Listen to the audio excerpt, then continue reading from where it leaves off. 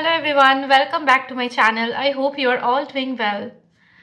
So I have just come back from a long day of outing.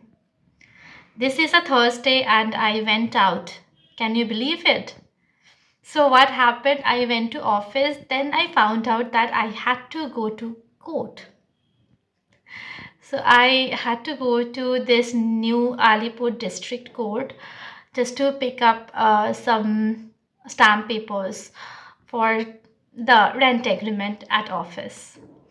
So that work was there, and I had Joshua and Piyush with me. I took them as well. And after the picking of the paper, we just went out traveling the city. We walked a lot. Apparently, my step count is showing 14,000 steps. Can you imagine? So, I have just recorded glimpses and pieces throughout the day. So, I hope you will enjoy. We felt like characters in a haste movie, minus the action thrill and well, logic. As we entered New Alipore District Court area to collect stamp papers, we encountered a big challenge, and that is finding the right counter. Because apparently asking where can we collect stamp papers gets you 5 different answers from 5 different people, and none of which match. Anyway, we did not have to wait on lines where people are waiting since the Mughal era. We did our work quite fast and we just went out, and now to decide what to do. And we have decided that we'll visit Alipore Jail Museum, which is nearby. No, ऐसे चलते चले जाओ.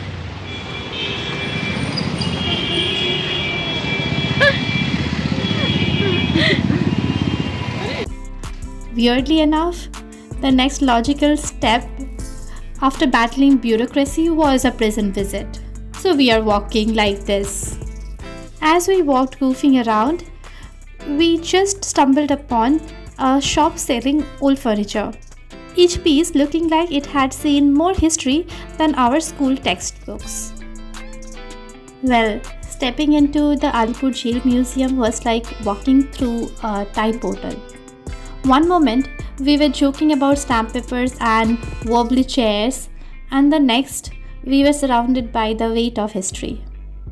The humor drained from our faces as we saw the cells and the preserved gallows and the haunting letters of freedom fighters written in ink that felt heavier than textbook ever could.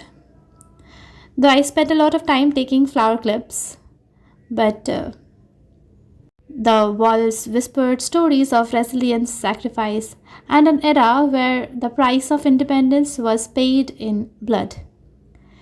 It was a stark shift from our light-hearted banter, one that left us quiet, reflective, and painfully aware of how easily we take our freedom for granted.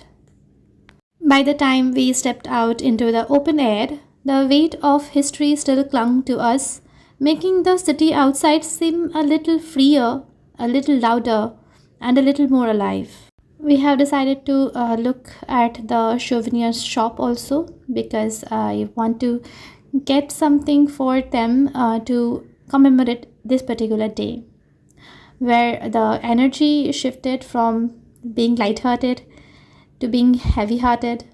So let's look around. There is also a video which Joshua made that is uploaded in his channel. I'll link that particular video in the eye on the right side. The souvenir shop was small, almost tucked away as if it knew nothing could truly capture what we had just experienced. Inside, neatly arranged keychains, postcards, and miniature jail replicas sat under dim yellow lights, token of history reduced to things you could carry home. We all got keychains for ourselves, and if you want to check out the keychain, you have to check out Joshua's video.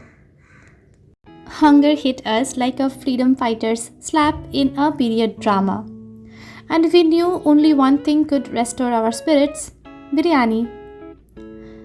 The plan was simple: to go to Kareem's, order like royalty, and let fragrant rice and tender meat heal our weary souls. But as fate would have it, just as we reached Kareem's, Piyush dramatically sniffed the air and said that wait, what if Oudh Biryani is calling us instead? They decided Oudh is better than Kareem's, so we are heading to Oudh. So in Oudh, we went, stomachs growling like revolutionaries ready for battle.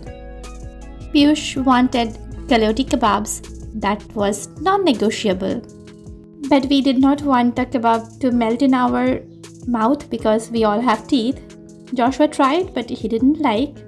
Piyush shied like a betrayed man by his own people. But at the end, the revolution stood firm. Biryani won the battle. It's not good. I am not putting it in that video. It's okay if I'm making it something, I'll put. Wherever there is Joshua, there will always be something weird combination. Wow. Oh my god, such a big onion he is eating. ऐसे खा ले? पूरा डाल नहीं भाई बोल. पाक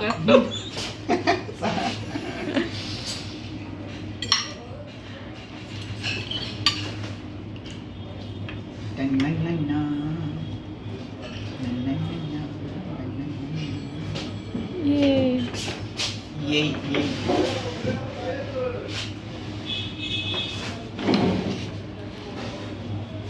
Yay. ये कैसा है? So when the biryani arrived, it was nothing short of a royal entrance. Steaming, fragrant, and looking more majestic than any historical monument we have ever seen all day. Well, the first bite was pure poetry.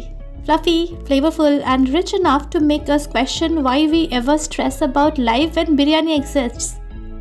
Well, Piyush was still low-key mourning his kebabs, but even he had to admit this was worth the betrayal.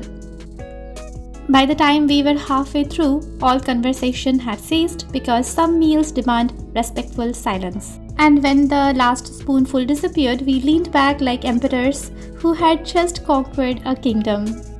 So I could not capture all of them, you just have to rely on my words. That's all. You have seen the biryani? That's enough. And here you see the glimpse of my happy face, just to vouch for the fact that the biryani was good. And there were a bit of leftover, so they just packed and getting down the stairs like royalty. Look at them.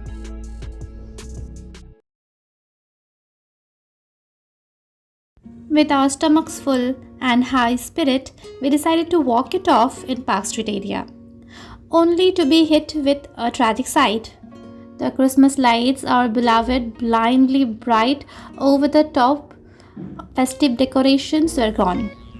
Just like that, the streets looked normal, deprived, as if December had been a dream and January had rudely woken us up.